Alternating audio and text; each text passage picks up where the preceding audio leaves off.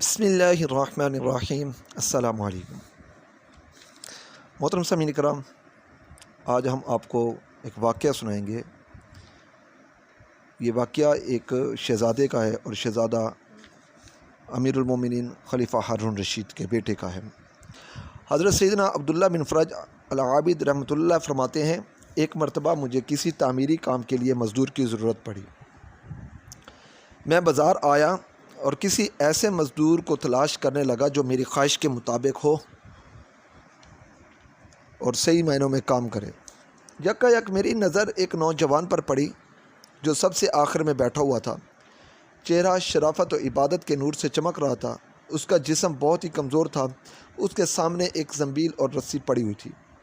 اس نے اون کا جبہ پہنا ہوا تھا اور ایک موٹی چادر کا تہمت باندھا ہوا تھا۔ میں اس کے پاس آیا اور پوچھا، اے نوجوان، کیا تم مزدوری کرو گے؟ کہنے لگا، جی ہاں۔ میں نے پوچھا، کتنی اجرت لوگے؟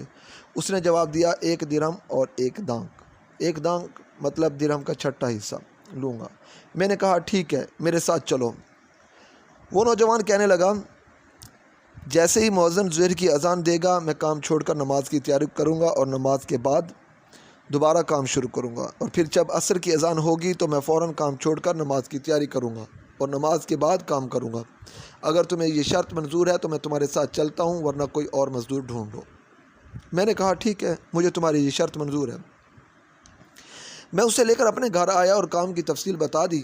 اس نے کام کے لیے کمر باندھی اور اپنے کام میں مشغول ہو گیا اور مجھ سے کوئی بات نہیں کی۔ جب مؤذن نے ظہر کی اذان دی تو اس نے مجھ سے کہا، اے عبداللہ، مؤذن نے اذان دے دی ہے۔ میں نے کہا، ٹھیک ہے، آپ جائیے، نماز کی تیاری کیجیے۔ نماز سے فراغت کے بعد وہ عظیم نوجوان دوبارہ اپنے کام میں مشغول ہو گیا اور بڑی دیانتداری کے ساتھ احسن انداز میں کام کرنے لگا۔ عصر کی اذان ہوتے ہی اس نے مجھ سے کہا، اے عبداللہ، مؤذن اذان دے چکا ہے۔ میں نے کہا، جائیے اور نماز پڑھ لیجیے۔ نماز کے بعد وہ دوبارہ کام میں مشغول ہو گیا اور غروب آفتاب تک کام کرتا رہا۔ پھر میں نے اسے طے شدہ اجرت دی اور وہاں سے وہ رخصت ہو گیا۔ کچھ دنوں کے بعد مجھے دوبارہ مزدور کی ضرورت پڑی تو مجھ سے میری زوجہ نے کہا، اسی نوجوان کو لے کر آنا، کیونکہ اس کے عمل سے ہمیں بہت نصیحت حاصل ہوئی ہے اور وہ بہت دیانتدار اور باعمل ہے۔ چنانچہ میں بازار گیا تو مجھے وہ نوجوان کہیں نظر نہ آیا۔ میں نے لوگوں سے اس کے متعلق پوچھا تو وہ کہنے لگے کہ آپ اس کمزور اور نحیف نوجوان کے بارے میں پوچھ رہے ہیں جو سب سے آخر میں بیٹھتا ہے؟ میں نے کہا، جی ہاں، میں اسی کے متعلق پوچھ رہا ہوں۔ تو انہوں نے کہا، وہ صرف ہفتے کے دن آتا ہے، اس کے علاوہ کسی دن کام نہیں کرتا۔ یہ سن کر میں واپس آ گیا اور ہفتے کے دن کا انتظار کرنے لگا۔ پھر بروز ہفتہ میں دوبارہ بازار گیا تو میں نے اسے پرکشش عظیم و شان نوجوان کو اس جگہ پر موجود پایا۔ میں اس کے پاس گیا اور اس سے پوچھا، کیا تم مزدوری کرو گے؟ تو اس نے کہا، جی میں کروں گا مزدوری، میری وہی شرائط ہوں گی جو میں نے پہلے آپ کو بتائی تھی۔ میں نے کہا، مجھے منظور ہے، تم میرے ساتھ چلو۔ تو وہ میرے ساتھ چلا اور میرے گھر آ گیا۔ میں نے اسے کام کی تفصیل بتائی اور بڑی دیانتداری سے پہلے کی طرح کام کرتا رہا۔ اس نے کئی مزدوروں جتنا کام کیا۔ شام کو میں نے اسے طے شدہ اجرت سے زیادہ رقم دینا چاہی تو اس نے زیادہ رقم لینے سے انکار کر دیا۔ میں نے بہت اصرار کیا، وہ نہ مانا اور اجرت لیے بغیر ہی وہاں سے جانے لگا۔ مجھے اس بات پر بڑا رنج ہوا، وہ بغیر اجرت لیے ہی جا رہا ہے۔ میں نے اس کا پیچھا کیا اور بصد عاجزی اسے اجرت دی۔ اس نے رقم واپس کر دی اور طے شدہ مزدوری لے کر وہاں سے روانہ ہو گیا۔ کچھ دنوں کے بعد جب دوبارہ ہمیں مزدور کی ضرورت پڑی تو میں ہفتے کے دن بازار گیا اور اس نوجوان کو تلاش کرنے لگا اور وہ مجھے کہیں نظر نہ آیا۔ میں نے اس کے متعلق پوچھا تو لوگوں نے بتایا کہ وہ ہفتے میں صرف 1 دن کام کرتا ہے اور مزدوری میں 1 درہم اور 1 دانگ یعنی درہم کا چھٹا حصہ اجرت لیتا ہے۔ وہ روزانہ 1 دانگ اپنے استعمال میں لاتا ہے۔ آج وہ بیمار تھا اس لیے نہیں آیا۔ میں نے پوچھا، وہ کہاں رہتا ہے؟ لوگوں نے بتایا، وہ فلاں مکان میں رہتا ہے۔ میں وہاں پہنچا تو ایک بڑھیا کے مکان میں وہ موجود تھا۔ بڑھیا نے بتایا، یہ کئی دنوں سے بیمار ہے۔ میں اس کے پاس پہنچا تو دیکھا وہ سخت بیماری میں مبتلا اور اینٹوں کا تکیہ بنایا ہوا ہے۔ میں نے اسے سلام کیا اور پوچھا، اے میرے بھائی، کیا ہوا؟ تمہاری کوئی حاجت ہے؟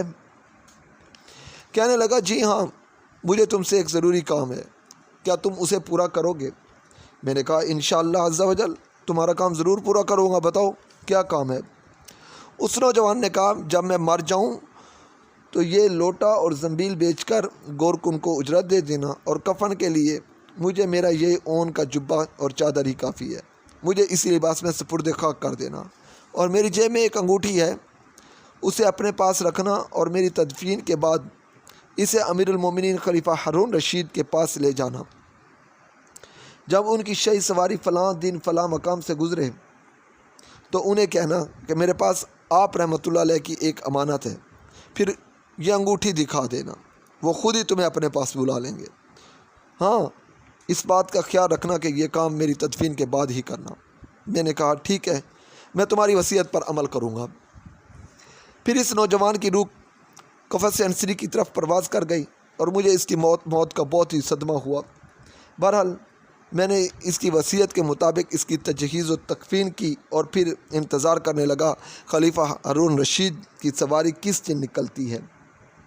جب وہ دن آیا میں راستے میں بیٹھ گیا۔ امیر المومنین بڑے جاہ و جلال کے ساتھ اپنے شاہ سواروں کے ساتھ بڑی ہی شان و شوکت سے چلے آ رہے تھے۔